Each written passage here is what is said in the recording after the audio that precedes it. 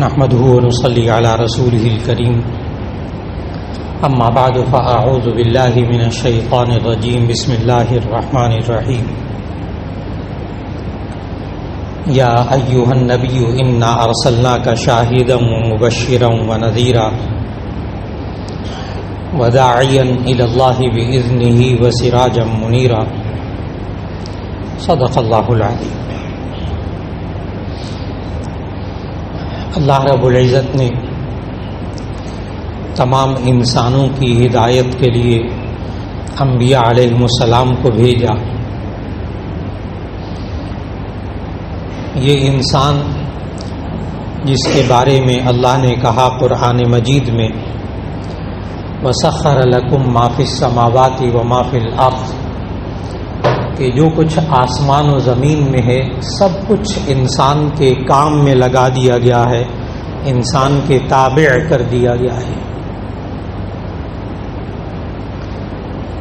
اور اس انسان کو کس کام میں لگایا وہ اللہ تعالیٰ نے ہمیں قرآن مجید میں بتایا کہ مَا خَلَقْتُ الْجِنَّ وَالْإِنسَ إِلَّا لِيَعْبُدُونَ، کہ میں نے انسان اور جنات کو صرف اس لیے پیدا کیا ہے تاکہ وہ میری عبادت کریں، میری بات مان کر چلیں۔ اب وہ اللہ کی بات کیسے انسان تک پہنچے گی، اس کے لیے اللہ تعالیٰ نے انبیاء علیہ السلام کو بھیجا۔ انسانیت کے آغاز سے لے کر اور آخری انسان تک کے لیے اللہ نے رہنما بھیجے، انبیاء بھیجے۔ ممکن ہے ذہن میں آئے کہ جو پہلا انسان تھا اس کے لیے نبی کون تھا، تو اللہ تعالیٰ نے اس کا بھی حل فرما دیا کہ وہ پہلے انسان کو ہی نبی بنا کر بھیج دیا، آدم علیہ السلام کو، اور آخری نبی حضرت محمد رسول اللہ صلی اللہ علیہ وسلم کو بنا کر بھیجا قیامت تک آنے والے انسانوں کے لیے۔ اور اس شان کے ساتھ بھیجا کہ گزشتہ انبیاء نے آخری نبی صلی اللہ علیہ وسلم کی تشریف آوری کی بشارتیں دیں باقاعدہ کہ آخری نبی صلی اللہ علیہ وسلم اس سرزمین میں آئیں گے اور کن حالات میں آئیں گے، ان کا نام کیا ہوگا،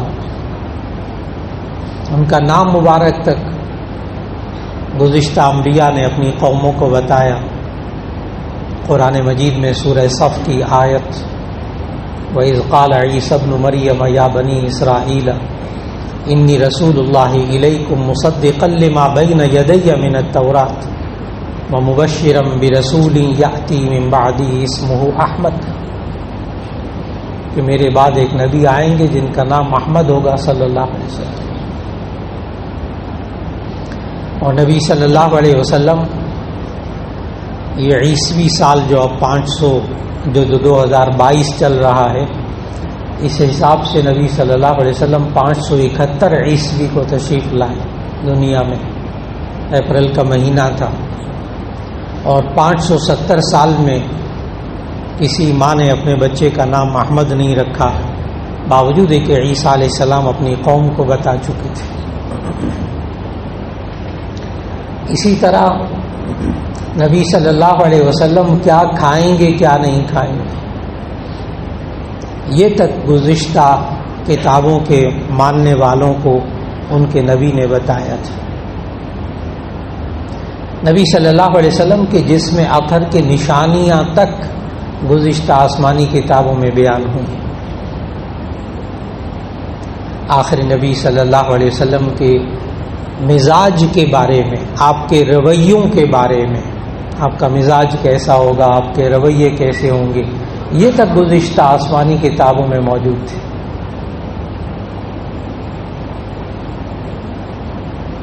اور پھر اس وقت دنیا کے اندر کیا علامات ظاہر ہوں گی یہ بھی ان لوگوں کو معلوم تھا۔ چنانچہ حضرت سلمان فارسی رضی اللہ تعالی عنہ، بہت جلیل القدر صحابی، اپنے ایمان لانے کا جو واقعہ بتاتے ہیں کہ یہ خود فارسی تھے، فارس کے رہنے والے، ایران پرانا نام ایران کا فارس ہوتا تھا، اور وہاں مجوسی مذہب ہوتا تھا، زرتشت زیادہ مذہب وہاں ہوتا تھا، جس کو آریہ بھی کہہ دیتے ہیں، جس کو مجوسی بھی کہہ دیتے ہیں، آتش پرست بھی کہہ دیتے ہیں۔ یہ سورج اور آگ کی پوجا کرتے تھے۔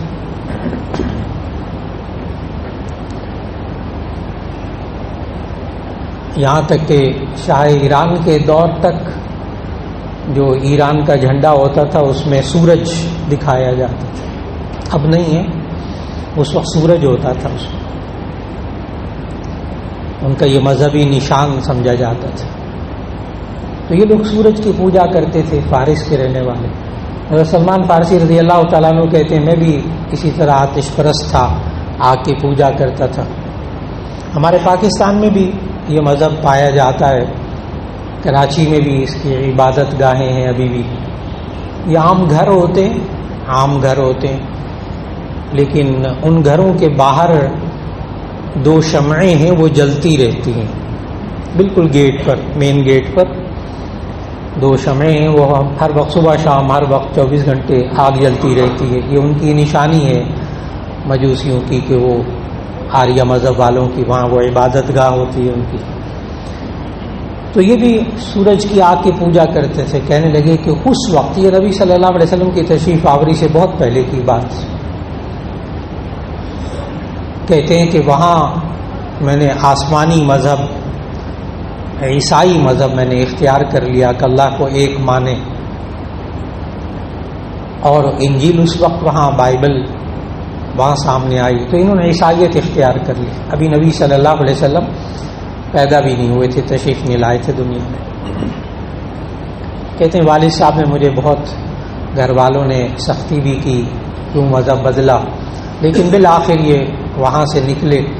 بڑی لمبی تفصیل انہوں نے لکھی کہ کس طرح میں وہاں سے نکلا، اور نکل کر وہ ایک پادری کے پاس رہنے لگ گئے ملک شام میں، موصل کے علاقے میں۔ اس وقت یہ عراق تھا، بہت بڑا علاقہ، تو وہ موصل کے علاقے میں چلے گئے، وہاں پادری کے پاس کہتے ہیں میں رہتا رہا، طویل عرصہ رہا۔ وہ بیچارہ بیمار ہوا، فوت ہونے لگا، تو میں نے اس سے پوچھا کہ میں اب کہاں جاؤں، تو اس نے کہا نصیبین میں ایک پادری رہتا ہے، بائبل کا بہت بڑا ماہر عالم ہے، اس کے پاس چلے جائیں۔ یہ اس کے پاس چلے گئے، بہت عرصہ رہے اس کے پاس۔ جب اس کا بھی انتقال ہونے لگا تو پھر اس کے بعد اس سے پوچھا کہاں جاؤں، تو انہوں نے کہا کہ اب یہ عراق کے اندر ایک اور علاقہ ہے عموریہ، وہاں ایک پادری ہے بہت بڑا عالم ہے بائبل کا، اس کے پاس چلے جاؤ۔ یہ اس کے پاس رہتے رہے طویل عرصہ، اور یہ ساری بات احادیث سے ثابت۔ خود سلمان فارسی رضی اللہ تعالیٰ عنہ نے اپنے وہ ایمان لانے کا واقعہ بیان کیا، اور یہ جتنی باتیں بتا رہا ہوں کہ سلمان فارسی کہاں کہاں گئے، یہ ساری باتیں شمائل ترمذی حدیث کی کتاب ہے، اس کی شرح ہے خصائل نبوی، اردو میں شرح ہے، اور وہ لکھی ہے حضرت شیخ الحدیث مولانا زکریا صاحب رحمہ اللہ نے۔ تو شیخ الحدیث مولانا زکریا صاحب رحمہ اللہ نے حوالوں کے ساتھ یہ پورا سلمان فارسی رضی اللہ تعالیٰ عنہ کے ایمان لانے کا واقعہ جو آپ سے عرض کر رہا ہوں، اس بات کو سمجھانے کے لیے کہ گزشتہ انبیاء نے اپنے پیروکاروں کو کیا کیا باتیں آخری نبی صلی اللہ علیہ وسلم کے بارے میں بتائی تھی۔ تو سلمان فارسی کہتے ہیں میں عموریہ کے پادری کے پاس کافی عرصہ رہا، تو وہاں جب اس کا وہ بھی بوڑھا ہو گیا، بہت بیمار رہنے لگا، تو قریب الوفات ہوا، تو میں نے اس سے پوچھا اب کہاں جاؤں آپ کے بعد، تو اس عموریہ کے پادری نے پھر کہا تھا کہ اب آپ کہیں نہ جائیں، اب آخری نبی کے آنے کا وقت ہو گیا ہے۔ یہ سلمان فارسی رضی اللہ تعالیٰ نے بتایا آخری نبی صلی اللہ علیہ وسلم کے آنے کا وقت ہو گیا، تو آپ اب کہیں نہ جائیں۔ اور اس نے کہا کہ میں 3 نشانیاں بتاتا ہوں۔ ایک نشانی یہ ہے کہ وہ کھجوروں والی پتھریلی زمین میں آئیں گے، کھجوروں والی پتھریلی زمین میں آئیں گے۔ دوسری نشانی حضرت سلمان فارسی رضی اللہ تعالیٰ عنہ کو اس نے بتائی کہ وہ صدقہ نہیں کھائیں گے، ہدیہ کھائیں گے،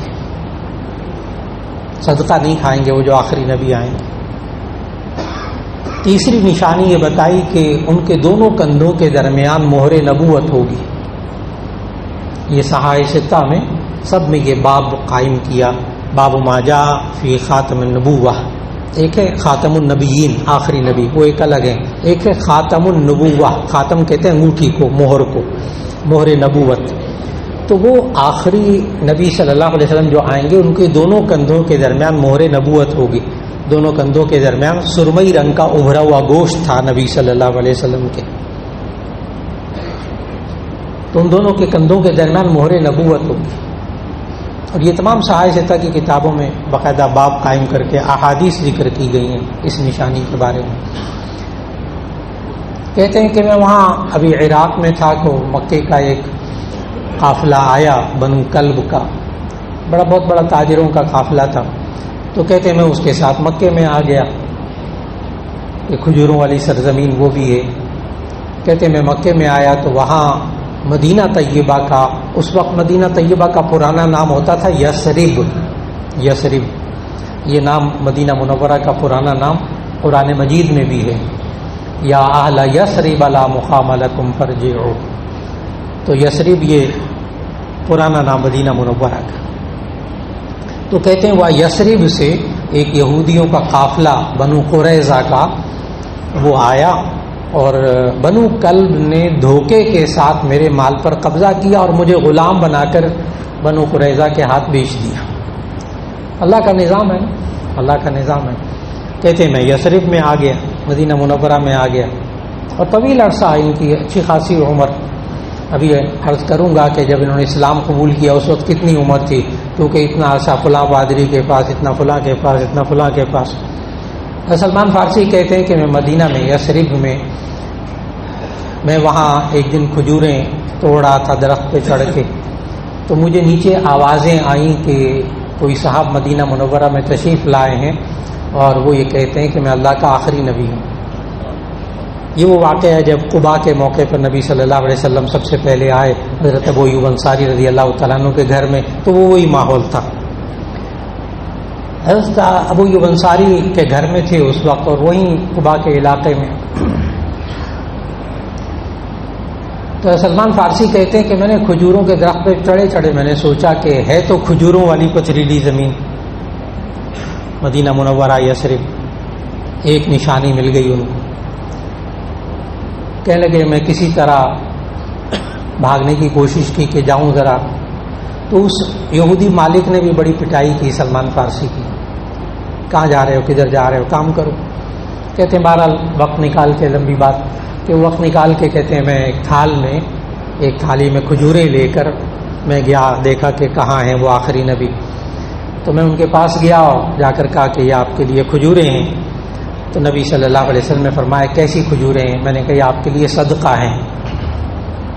اب آپ وہ ذہن میں رکھیے گا نشانی، یہ آپ کے لیے صدقہ ہیں. اب شمائل ترمذی کی حدیث کے الفاظ ہیں کہ نبی صلی اللہ علیہ وسلم نے سلمان فارسی کو کہا کہ ادفعها فإن لا ناكل صدقہ، اس کو دور ہٹا دو، ہم صدقہ نہیں کھاتے. کہتے میں واپس آ گیا. کہتے اگلے دن پھر میں کھجوریں لے کر تھال میں گیا. تو انہوں نے پوچھا کہ کیسی کھجوریں ہیں؟ میں نے عرض کیا یا رسول اللہ یہ آپ کے لیے صدقہ ہیں، وہ ہدیہ ہیں. اگلے دن کہا کہ اللہ کے رسول یہ آپ کے لیے ہدیہ ہیں. تو نبی صلی اللہ علیہ وسلم نے فرمایا وہ ستو، دسترخوان بچھاؤ. پھر ساروں نے مل کر کھانا شروع کیا. اب آپ سمجھ گئے کہ دو نشانیاں مل گئیں ان کو کہ صدقہ نہیں کھائیں گے، ہدیہ کھائیں گے. ممکن ہے آپ حضرات کے ذہن میں یہ سوال آئے کہ یہ صدقہ ہے، یہ ہدیہ ہے، وہی کھجوریں ہیں، تو یہ لفظوں کا ہیر پھیر کیا ہے؟ اصل میں یہ لفظوں کا ہیر پھیر نہیں ہے، یہ نیت کا ہیر پھیر ہے. لفظوں کا ہیر پھیر نہیں ہے، یہ نیت کا فرق ہے.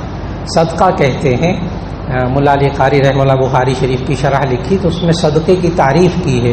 بہت سے لوگ کہتے ہیں یہ چیریٹی کیا ہوتی ہے، صدقہ کیا ہوتا ہے، ہدیہ کیا ہوتا ہے. اصل میں صدقے کی تعریف یہ ہے کہ منیحۃ یطلب بها التحبب والتقرب الی اللہ تعالی. وہ دی جانے والی چیز، وہ چیز جو آپ دیں اور اس سے مراد اللہ کا قرب اور ثواب حاصل کرنا مقصود ہو تو اس کو صدقہ کہتے ہیں. اور ہدیہ کس کو کہتے ہیں کہ منیحۃ یطلب بها التحبب الی الاخر، دوسرے انسان کی محبت حاصل کرنا مقصود ہو، ثواب اس پہ بھی ملتا ہے. ڈائریکٹ اللہ کے لیے دیتے ہیں وہی صدقہ ہو جاتا ہے. اور کسی بندے کو، کسی انسان کو، کسی رشتہ دار کو آپ کوئی چیز دیتے ہیں، اس کا قرب، اس کی محبت حاصل کرنے کے لیے وہ عطیہ ہدیہ ہو جاتا ہے. تو نیت کا فرق ہے، الفاظ کا صرف فرق نہیں. تو سلمان فارسی کہتے ہیں وہ میں نے کھجوریں دی تو پوچھا کیا ہے، میں نے کہا جی ہدیہ ہے. آپ صلی اللہ علیہ وسلم نے کھا لیا. اور ساری زندگی آپ صلی اللہ علیہ وسلم نے اپنے لیے بھی زکوٰۃ صدقات کو منع رکھا اور اپنی آل کے لیے بھی. آج تک سید کے لیے، بنو ہاشم کے لیے، ہاشمی کے لیے، سید کے لیے زکوٰۃ لینا جائز نہیں، کیونکہ نبی صلی اللہ علیہ وسلم نے فرمایا، صحیح مسلم کی حدیث ہے، لا تحل صدقۃ لمحمد ولا لآل محمد صلی اللہ علیہ وسلم. صدقہ حلال نہیں ہے محمد صلی اللہ علیہ وسلم کے لیے اور ان کی آل کے لیے. اب نبی صلی اللہ علیہ وسلم کی اپنی اولاد لڑکوں میں تو آگے نہیں چلی، بیٹے نہیں تھے. ما کان محمد ابا احد من رجالکم ولکن رسول اللہ وخاتم النبیین. محمد صلی اللہ علیہ وسلم تو مردوں میں سے کسی کے باپ نہیں تھے، لیکن اللہ تعالیٰ کے آخری نبی تھے. لیکن یہ جو 5 بنو ہاشم کی آگے اولاد ہے، جس سے آگے نسل چلی، اس کو سید کہتے ہیں، اس کو ہاشمی بھی کہہ دیتے ہیں. اور وہ ہے حضرت علی رضی اللہ تعالیٰ عنہ، حضرت عباس رضی اللہ تعالیٰ عنہ، حضرت عقیل، حضرت جعفر، حضرت حارث. صاحب ہدایہ نے، محدثین نے یہ 5 افراد لکھے ہیں جن سے آگے نسل چلی، تو ان کو بنو ہاشم کہتے ہیں. تو نبی صلی اللہ علیہ وسلم اپنے لیے اور اپنے خاندان والوں کے لیے زکوٰۃ صدقات نہیں. اور یہ گزشتہ آسمانی کتابوں میں یہ بات لکھی تھی. دیکھیے وہ پادری نے بتایا تھا نا کہ وہ آخری نبی آئیں گے تو وہ صدقہ نہیں کھائیں گے، ہدیہ کھائیں گے. سلمان فارسی کہتے ہیں 2 نشانیاں مجھے مل گئیں، ایک تو پتھریلی کھجوروں والی زمین، اور ایک صدقہ نہیں کھائیں گے، ہدیہ کھائیں گے. کہنے کہ نبی صلی اللہ علیہ وسلم نے دسترخوان بچھوایا، تو دسترخوان جب بچھوایا تو میں گھوم کر پیچھے آیا، نبی صلی اللہ علیہ وسلم کے پیچھے گھوم کر آئے. نبی صلی اللہ علیہ وسلم پہچان گئے، جان گئے کیا چاہتے ہیں. تو نبی صلی اللہ علیہ وسلم اپنے کرتے مبارک کے بٹن کھولے اور گریبان کو پیچھے کیا. تو سلمان فارسی کہتے ہیں میں نے مہر نبوت دیکھی اور اسے چوما اور میں نے اسلام قبول کر لیا. اس وقت حضرت سلمان فارسی رضی اللہ تعالیٰ عنہ کی عمر کم از کم جو روایات میں آتی وہ 90 سال، 90 سال کی عمر میں اسلام قبول کیا. اب آپ کو سمجھ میں آ گیا ہوگا وہ فلاں پادری کے پاس اتنا عرصہ، فلاں کے پاس اتنا عرصہ، وہ بھی مر گیا اس کے پاس اتنا عرصہ. تو وہ 90 سال کی عمر میں اسلام قبول کیا. پھر بعد میں جو وفات کی عمر ہے وہ کسی نے 200 سال لکھی ہے، کسی نے کم از کم جو عمر ہے وہ 150 سال، کم از کم عمر 150 سال روایات میں آتی کہ وہ زندہ رہے گی. پھر سلمان فارسی رضی اللہ تعالیٰ عنہ تھوڑا سا اندازہ لگائیے گا کہ نبی صلی اللہ علیہ وسلم کے ہاں ایک مسلمان کی کیا قیمت ہوتی تھی، اسلام قبول کرنے کی کیا اہمیت ہوتی تھی. کیونکہ ہمیں تو الحمدللہ مسلمانوں کے گھروں میں پیدا ہوئے، مفت میں اسلام مل گیا الحمدللہ، اللہ کا شکر، اس پر بھی اللہ کا شکر. حضرت سلمان فارسی رضی اللہ تعالیٰ عنہ کو پھر نبی صلی اللہ علیہ وسلم نے کہا کہ اپنے آقا سے بات کرو. وہ جو غلام بنا کے، ظاہر غلام تو تھے نہیں، دھوکے سے غلام بنا کر بھیجا تھا یہودیوں کے پاس، تو تم اپنے آقا سے بات کرو کہ وہ. اب میں آگے شمائل ترمذی کی حدیث کا ترجمہ سنانے لگا.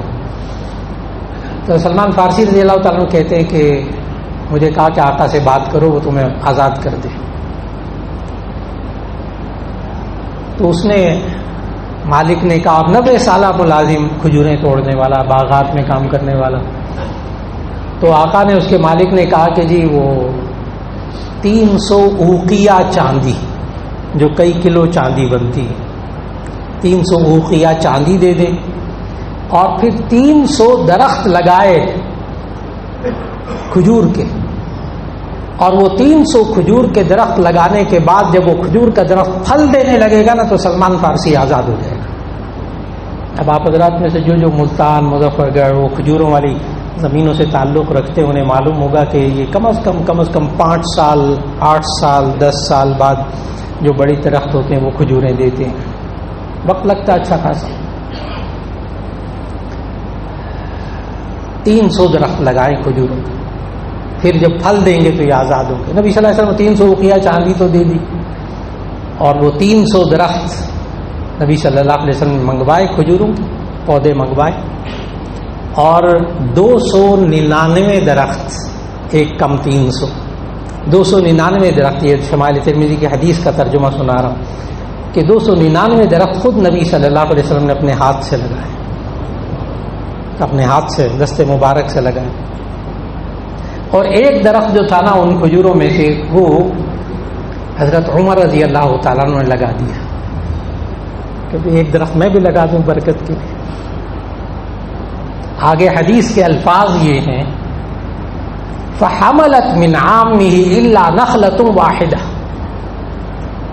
فحملت من عامه الا نخلة واحدة، وہ سارے کے سارے کھجور کے پھل، کھجور کے درخت اسی سال پھل دینے لگ گئے.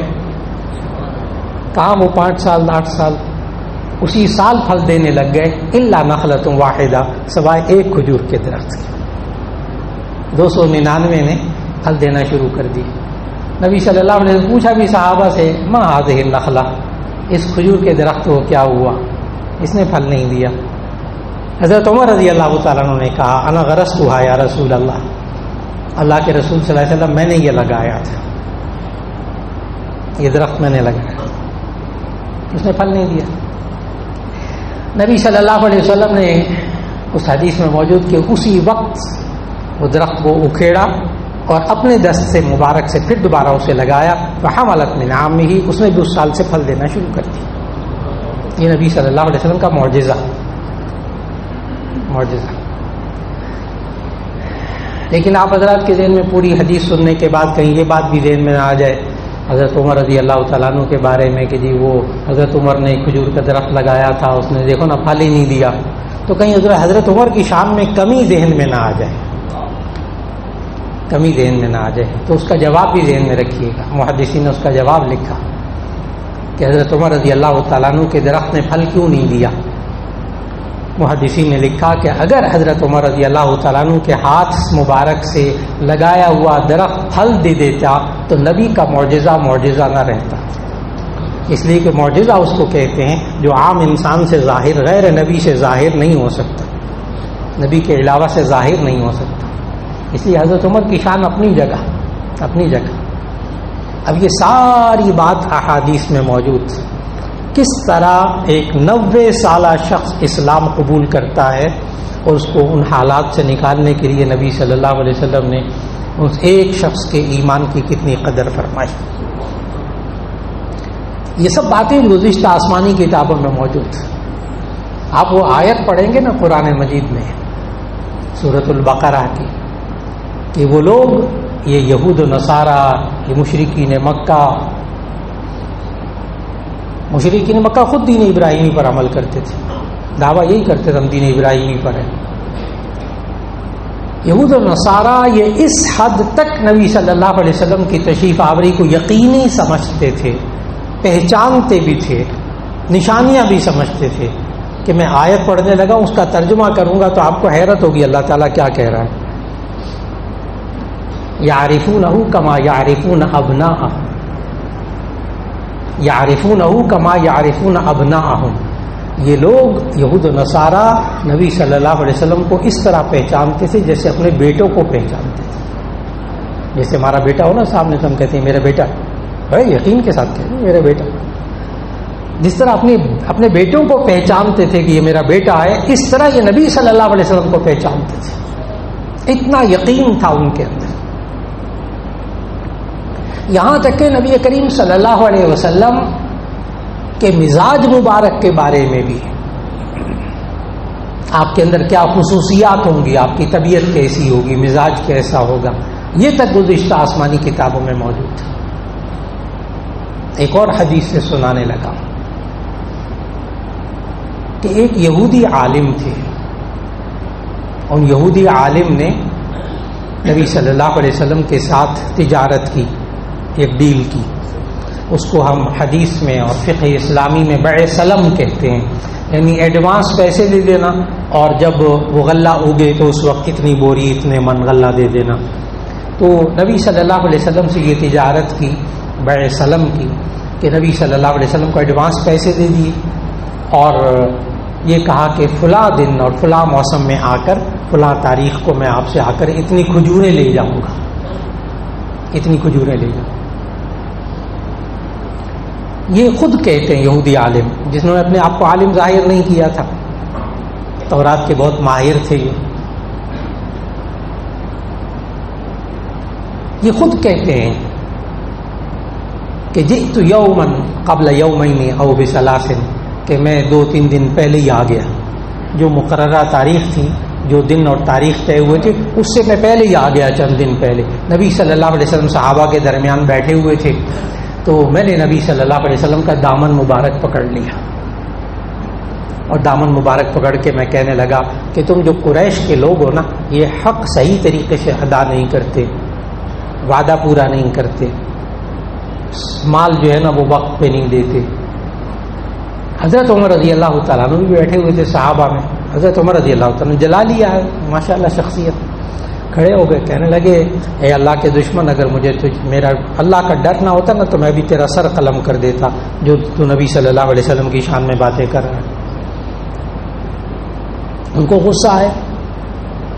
نبی صلی اللہ علیہ وسلم نے حضرت عمر رضی اللہ تعالیٰ عنہ سے کہا اے عمر، تمہیں چاہیے تھا تم اس کو اچھی طرح مانگنا سکھاتے کہ کس طرح اچھی طرح مانگتے ہیں. جاؤ اب اس کو جتنا سودا طے ہوا تھا کھجوروں کا وہ کھجوریں دے دو. اور ساتھ حدیث کے الفاظ سنانے لگا ہوں جو نبی صلی اللہ علیہ وسلم نے فرمایا حضرت عمر رضی اللہ تعالیٰ عنہ کو وزدہ 20 صاعا مکان منازعته، اور 20 صاع اس کو کھجوروں کے اور دے دو اس جھگڑے کے بدلے. ساری زیادتی اس کی طرف سے. ایک صاع جو ہوتا ہے عربی میں اس وقت کا، وہ 3.5 کلو کا، 3.5 کلو کا ایک صاع ہوتا ہے. تو آپ اسے اندازہ لگا لیجیے 20 کلو کتنا بنے گا. 1.5 من سے زیادہ بن جائے گا. وزدہ 20 صاعا مکان منازعته، 20 صاع اس کو کھجوروں کے اور زیادہ دے دو اس جھگڑے کے بدلے میں. حضرت عمر رضی اللہ تعالیٰ نے سودا بھی دے دیا، وہ 20 صاع کھجوروں کے بھی دے دیے اس شخص کو. اس شخص نے ساری کھجوریں رکھی ایک طرف اور کہنے لگا اے عمر اللہ تیرا بھلا کرے، آخری نبی کی جتنی نشانیاں میں نے گزشتہ آسمانی کتابوں میں پڑھی تھیں ساری میں نے پالی تھی، سب کی تصدیق ہو گئی تھی. ایک خوبی لکھی ہوئی تھی گزشتہ آسمانی کتابوں میں کہ جو آخری نبی آئیں گے نا وہ حلم میں، حلم حالام میم، وہ حلم اور بردباری میں، برداشت میں، ٹالرنس میں وہ عام انسانوں سے کہیں زیادہ اونچے ہوں گے. یہ نشانی مجھے نہیں مل رہی تھی. اے عمر اللہ تیرا بھلا کرے، آج تو نے یہ بھی نشانی مجھے دکھا دی. اور وہیں کھڑے کھڑے اس یہودی عالم نے کہا اشہدک انی رضیت باللہ ربا وبالاسلام دینا وبمحمد النبی صلی اللہ علیہ وسلم. میں عمر میں تمہیں گواہ بناتا ہوں کہ میں اللہ کو اپنا رب مانتا ہوں اور اس شخصیت کو اپنا نبی مانتا ہوں اور اسلام کو اپنا دین سمجھتا ہوں. اور وہیں اسلام قبول کر لیا اس یہودی عالم نے. صرف اتنی گزارش کرنی تھی کہ نبی صلی اللہ علیہ وسلم کی یہ خصوصیات جس کی وجہ سے لوگوں نے اسلام قبول کیا، حلم، برداشت، یہ ہمارے نبی صلی اللہ علیہ وسلم کی وہ خصوصیت جو گزشتہ آسمانی کتابوں میں آئی تھی. اللہ رب العزت ہمیں وہ دین جو نبی صلی اللہ علیہ وسلم لے کر آئے، اللہ ہمیں اس کو اپنی زندگیوں میں لانے کی توفیق عطا فرمائے. جو نبی صلی اللہ علیہ وسلم کی خصوصیات تھیں، ان کی مزاج کی خصوصیات، ان کی ذات کی خصوصیات، اللہ وہ اپنانے کی توفیق عطا فرمائے. وآخر دعوانا ان الحمد للہ رب العالمین.